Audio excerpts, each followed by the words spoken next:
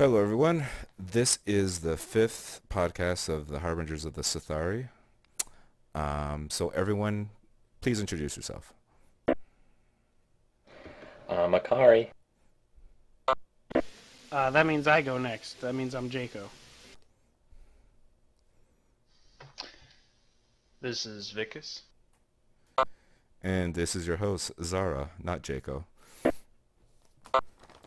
So, anyway, the theme of this podcast is a reflective look on the game we're getting close to like the 1 year anniversary of the launch. And I would like to ask, for the people who've like been here since the beginning, Vickis and I were discussing about it. But how much do we think the game has changed since its initial release?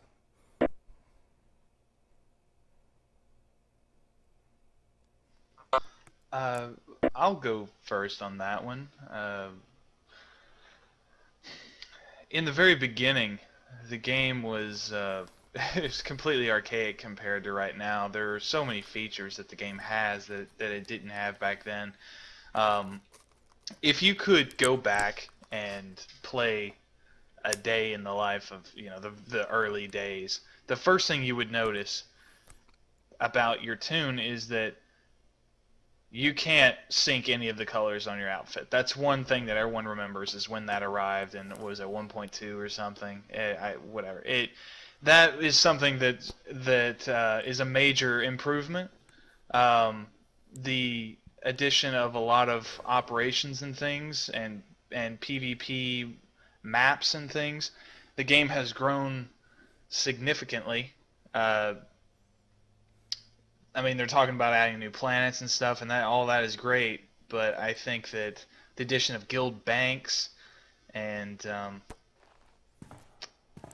there's just a lot of really small details that if you could go back, you'd be like, wait, I can't do that, or this is missing, or whatever. So there's not a whole lot of major content that has been added. No new races or anything like that, but just all of the small tweaks have really transformed the experience, in my opinion.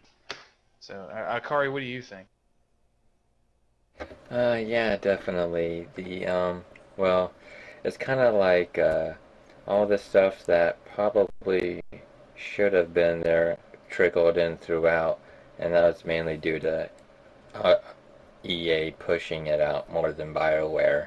And but other than that, the one big thing like they were banking on was like the story progression, and so yeah, back then, oh, especially with the graphics and how everything wasn't working client side, it was so laggy. It was horrible, but it's so much better now. I can't tell you how much better it is. Yeah, my first memory of like playing the game, like when you get past like the opening cinematics, like when you're actually in the game itself, I remember I was like lagging as hell, and I was like thinking, oh no, is this like how it's gonna be like from here on in? If not, then there's like no point in playing. But I mean, luckily, you know, someone on general chat said, oh, you can just change all your graphic settings. Uh, One of the biggest things that improved my gameplay was getting rid of shadows.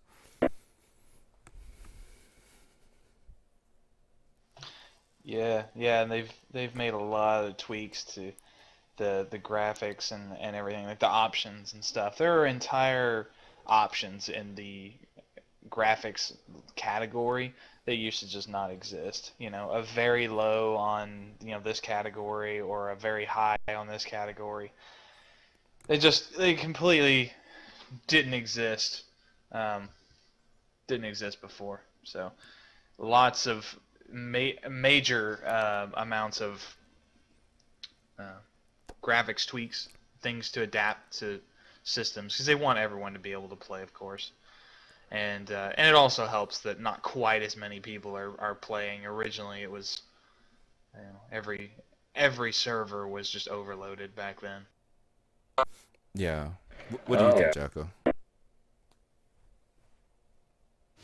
I wasn't around for the very beginning. I was around a little bit after.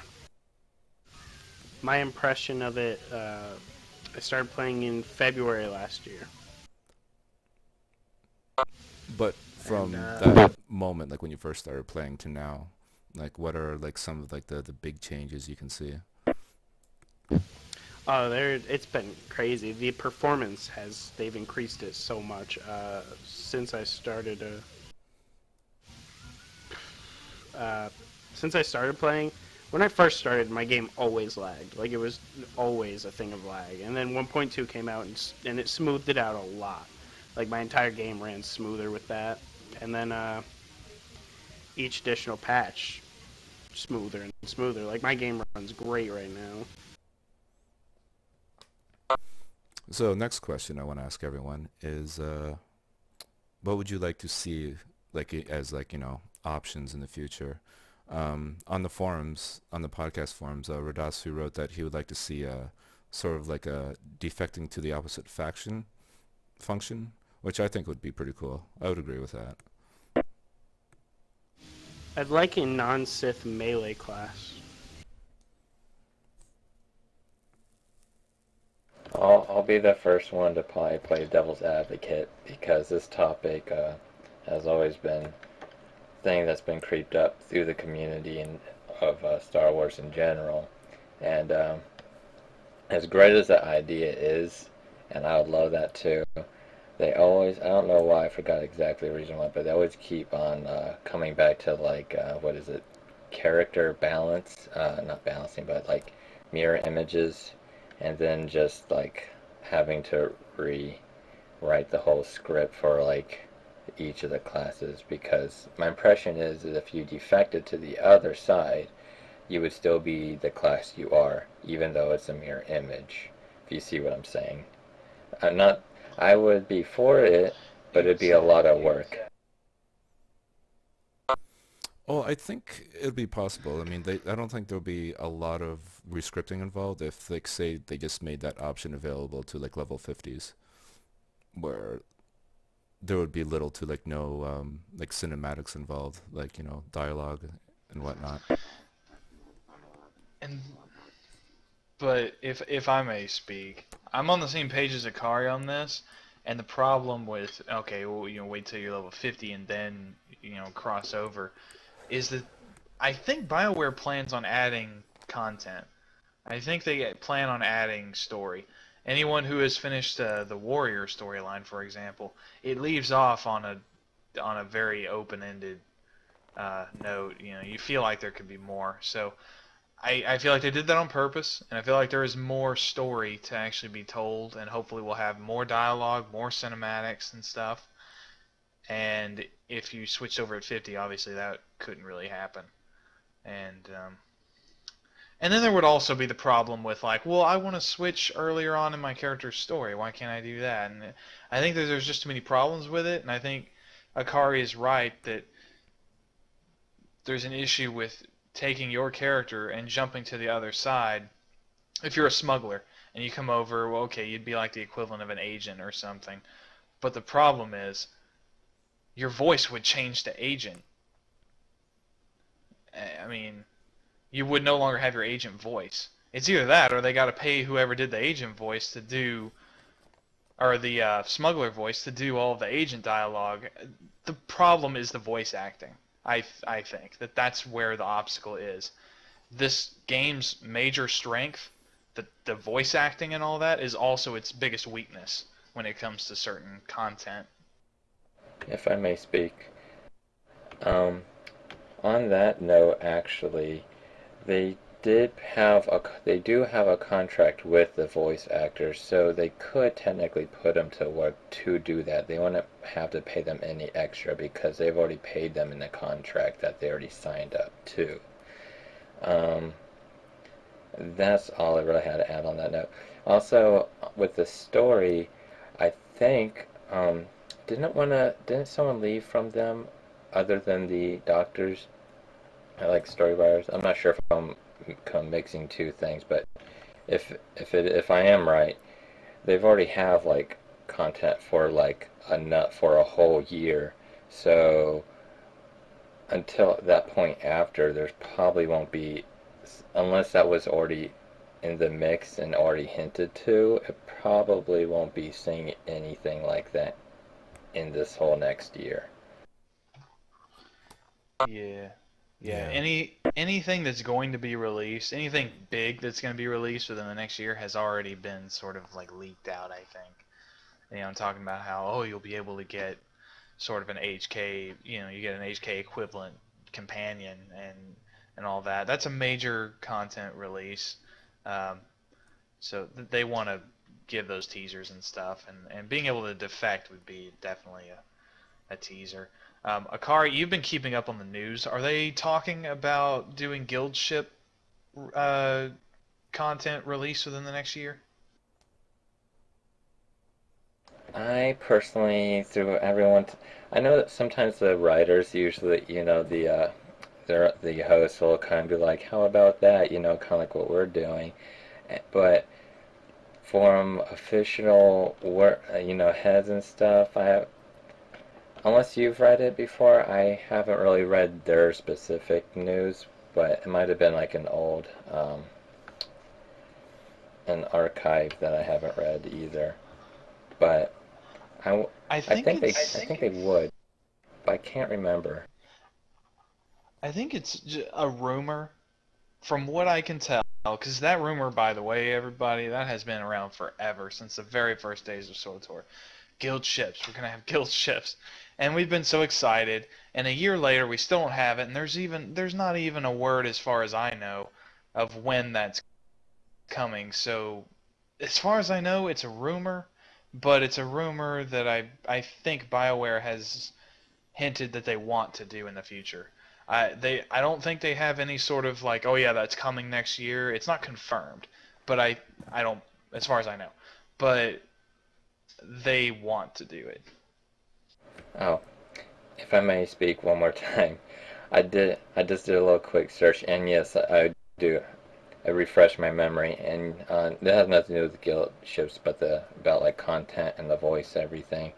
It was Daniel Erickson, and he's been doing a lot of the writing for SWTOR, and he's left, but he in that whole interview and everything, he has already wrote like dialogue and everything up for like a whole year or so before the actual staff of BioWare, that's their story writers, what they got there, whoever they have replace him, to make up something else. Just on that note, sorry. Okay, So so they do have more dialogue content coming. They have content probably for like the next expansion, probably towards the end of next year, but then after that, the year after, so let's say 2014, the end of 2014, it will be not Daniel Erickson's writing anymore. hmm. Okay. Well, we've gone over Rodosvy's wish list, but I'm just curious as to what everyone else is like hopeful to see in the future of the game. What about you, Jacko? Yay, it's Jocko's time to shine. um, Go for it, buddy. Yay, I'm gonna cross the finish line. Uh, I want to see what happens with my bounty hunter. I mean, they left it really open-ended, and I'm really curious to see what they're going to do with that. I mean, obviously, I haven't gotten to level 50 on other characters, but I'm sure Viccus is wondering what's happening with Viccus later, and what's happening with Aura, and what's happening with Scavo. Damn, Viccus. But anyway, I'm curious with that. I'm curious to see what the new flashpoints are all about, considering I haven't been able to be in either Denova or Terror from Beyond yet. And they're obviously raising the level cap, so I'm curious to what the new abilities are. And I'm just I'm hoping for a lot of things, but I really don't want to like get my hopes up for those things. Like Viccus said, guild ships, but I'm hoping for certain like more adaptive armor, more options with the armor for sorcerers.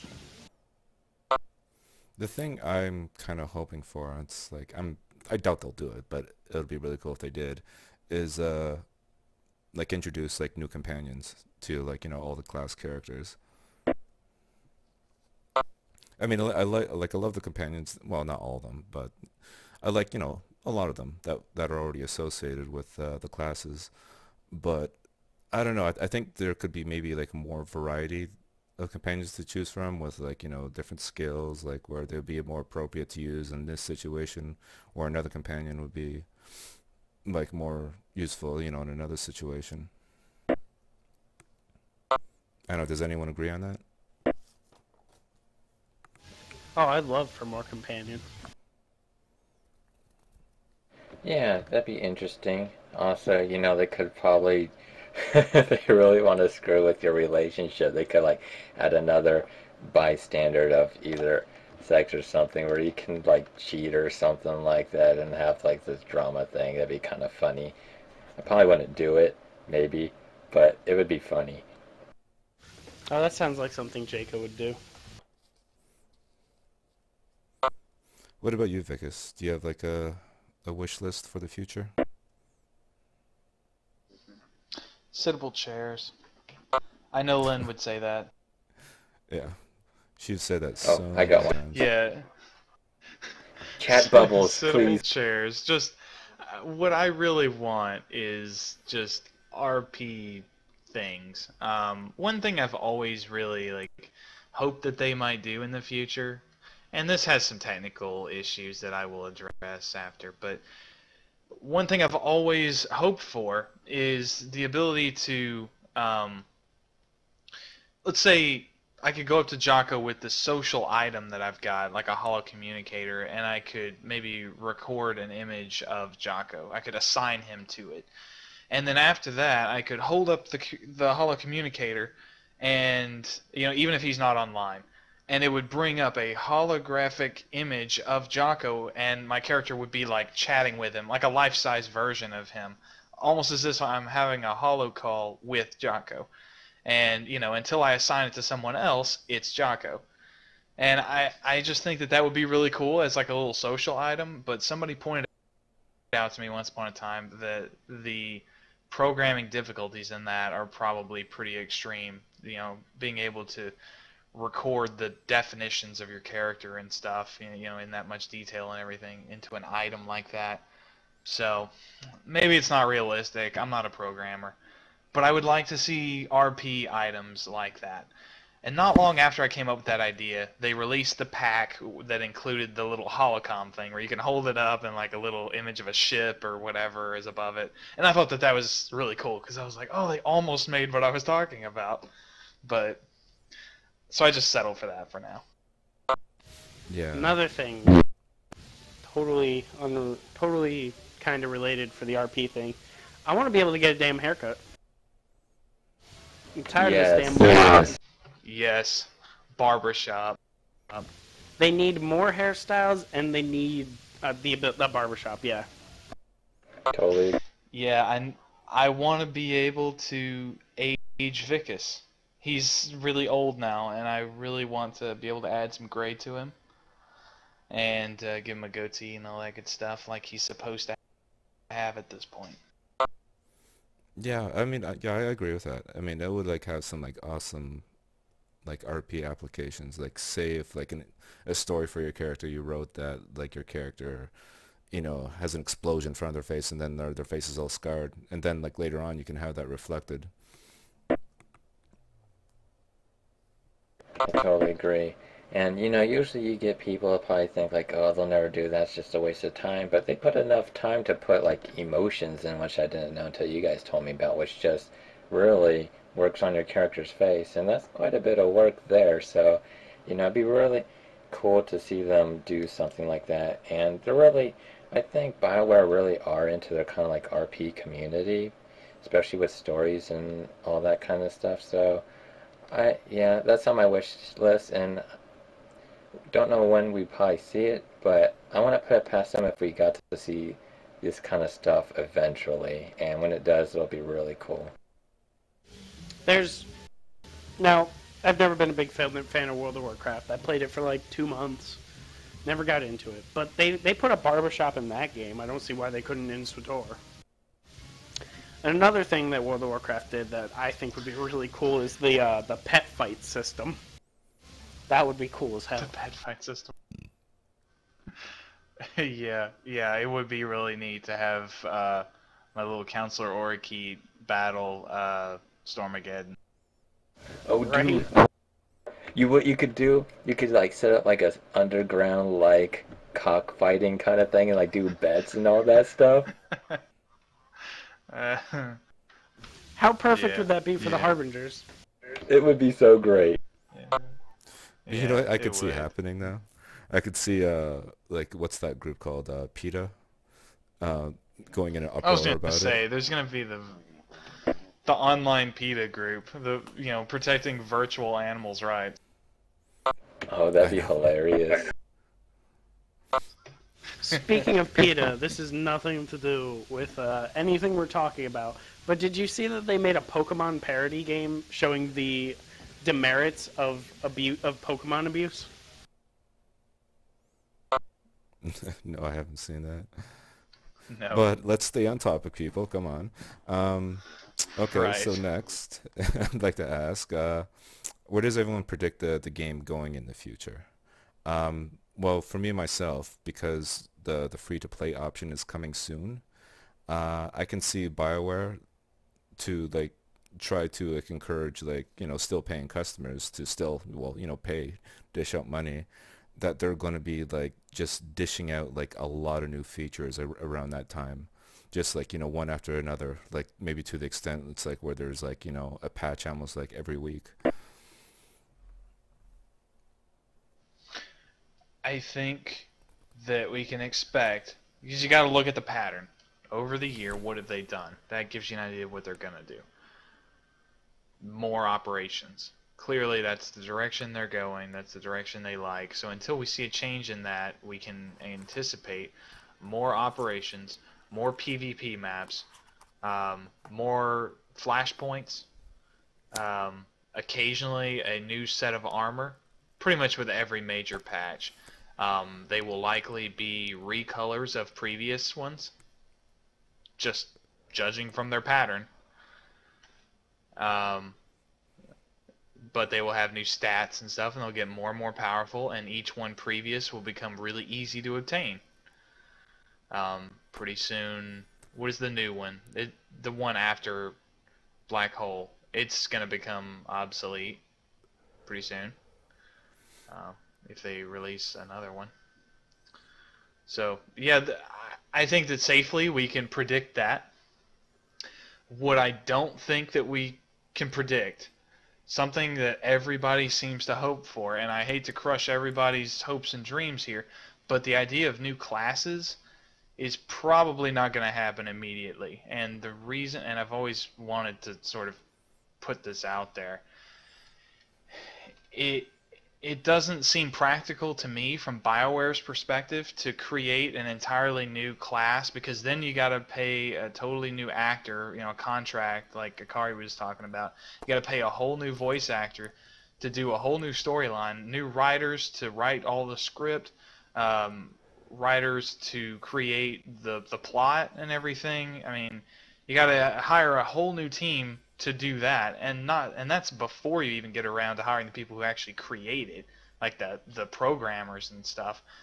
And I'm sure they're on contract, like Akari said. They may just use their original programmers. But anyway, it's a lot. It's a lot of money spent to make a new class, when instead what they could do is add new specialization trees to currently existing classes. They could add a blaster rifle using bounty hunter tree, a third one. They could add I don't know, a blaster pistol using agent, uh, or a blaster rifle using smuggler, or something that just specializes in a different type of combat that utilizes the current classes that they're already made. It expands their content with the least amount of money spent, and takes advantage of the room to grow that they have right now. I don't think that they're done expanding on what they currently have. So I think new classes are like way down the road. Or, on that idea, which is actually really interesting, I never thought about that, they could do kind of a pseudo new class, like what they basically have. Your one class has two classes, so to speak, or what I should say, subclasses, Merc and Power Tech.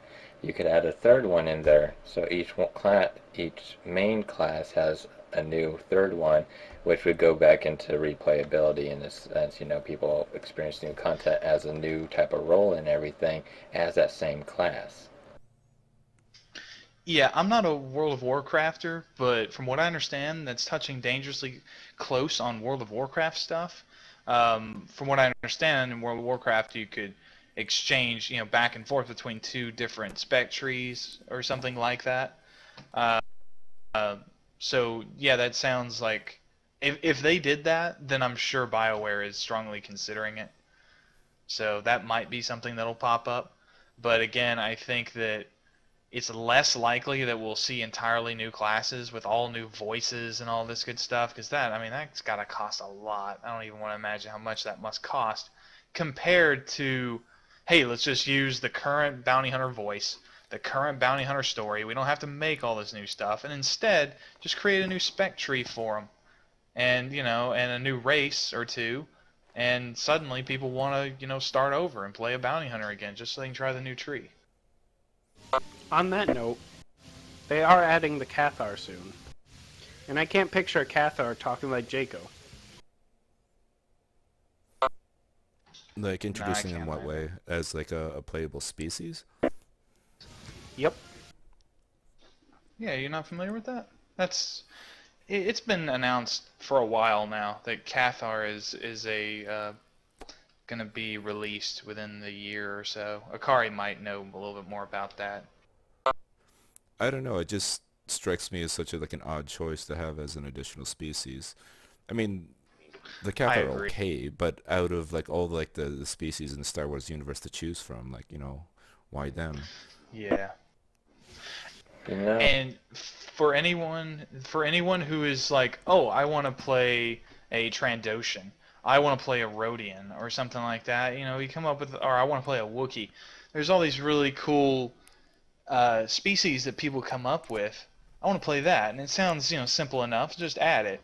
But you got to keep in mind that they have to make voice actors for these things. And when's the last time you heard a Wookiee or a Trandoshan speak Basic?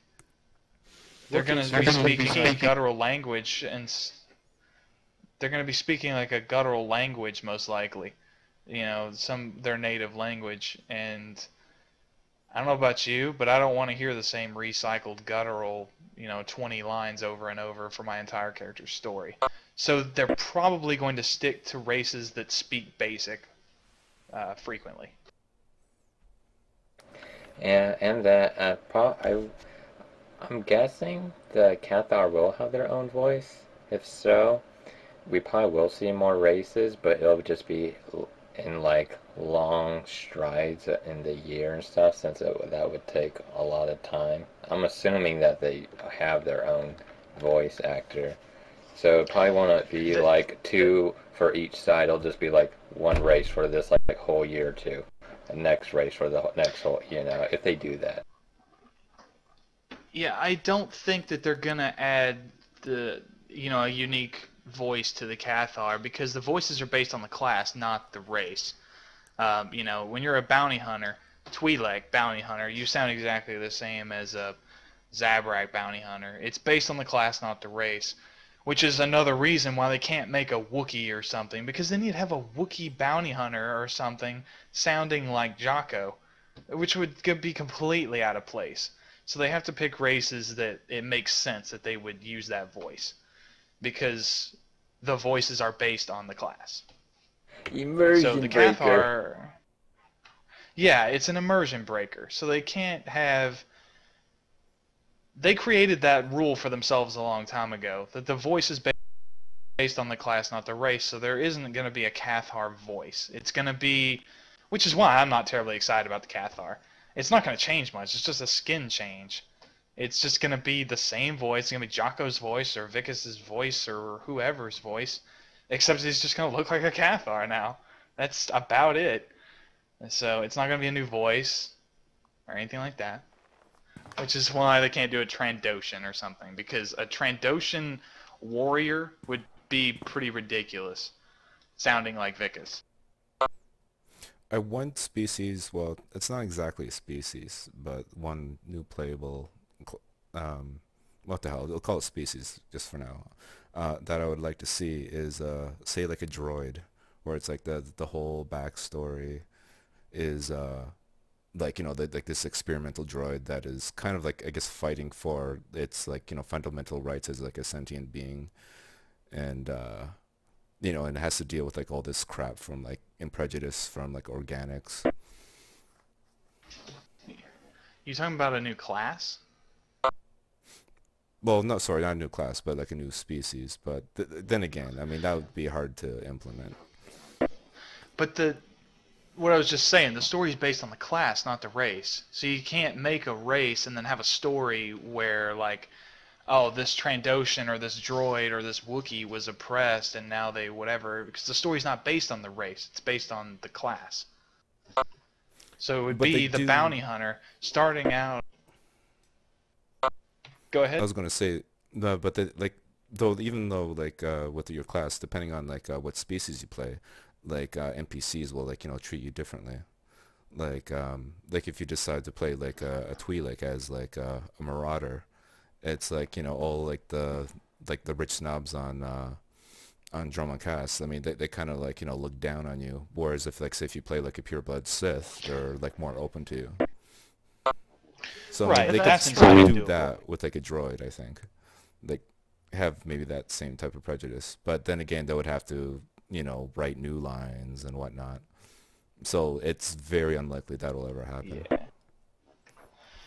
That would have to be like okay, they give it the Sith warrior voice, except it sounds like it's through one of those really cool masks. So his voice is like tweaked to sound robotic and everything, and that would be like the character's permanent voice.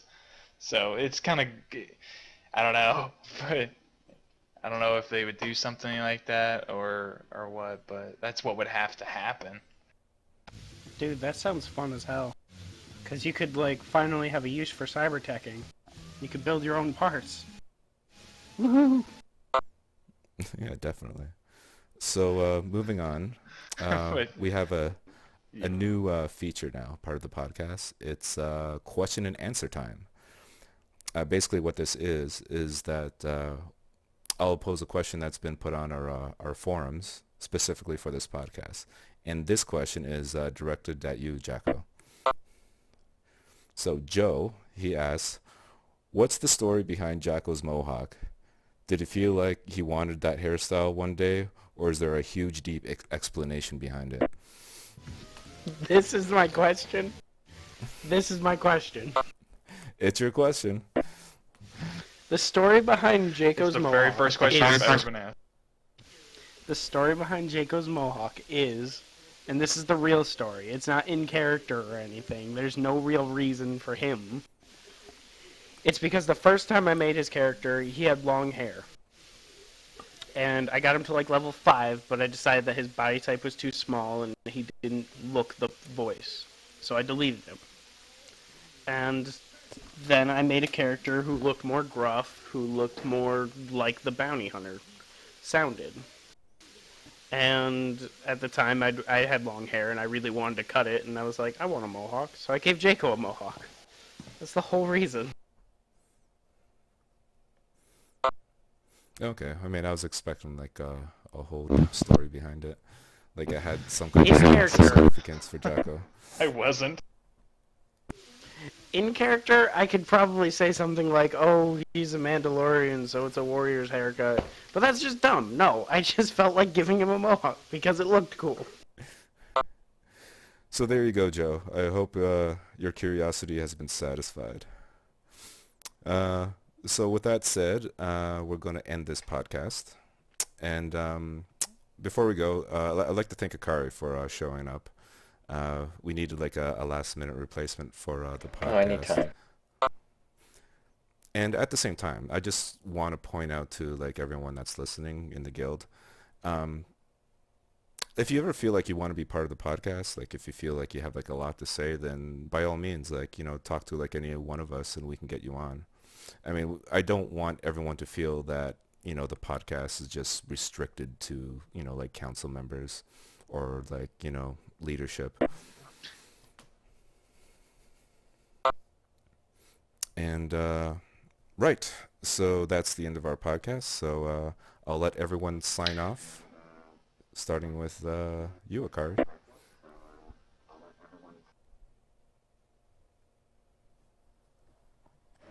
This has been Akari, and it's been fun talking with you all. Take care. Oh, right. That means I go next. That means I'm Jacco. So, Jacco, it's been fun. I mean, it's been fun. I'm Jacco. Bye. Yay. This is Viccus. Ask us questions on the podcast thread. We want to talk to you guys and answer your questions. Later. And this is Zara, signing